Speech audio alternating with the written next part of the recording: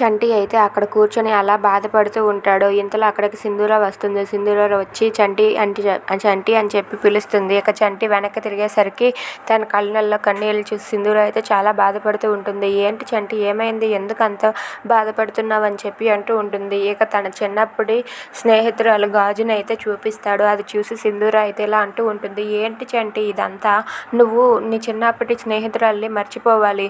ఎందుకంటే ఇప్పుడు నేను నీ భార్యని. ఆ అమ్మాయిని నువ్వు గుర్తు తెచ్చుకొని ఆ అమ్మాయి గురించి ఆలోచిస్తే నా గురించి ఎప్పుడు ఆలోచిస్తావు అని చెప్పి అంటూ ఉంటుంది. ఇంతలో అక్కడికి పెళ్ళికొడుకు వచ్చి చంటి సింధూర వాళ్ళిద్దరి మాటలు విని ఒక్కసారిగా షాక్ అయిపోతాడు. ఇక ఆ అబ్బాయి అయితే కేశవ చెంచలమ్మ వాళ్ళ రూమ్లోకి వెళ్ళి ఇలా అంటూ ఉంటాడు. నేను ఇలా రావడం కరెక్ట్ కాదేమో, అయినా సరే నేను ఒక మాట చెప్దామని వచ్చాను. అన్న మాట ఏంటంటే, మీ ఇంట్లో చంటి అనే అబ్బాయి పనిచేస్తున్నాడు కదా, ఆ అబ్బాయి ఇంట్లో ఉండకుండా చేయండి.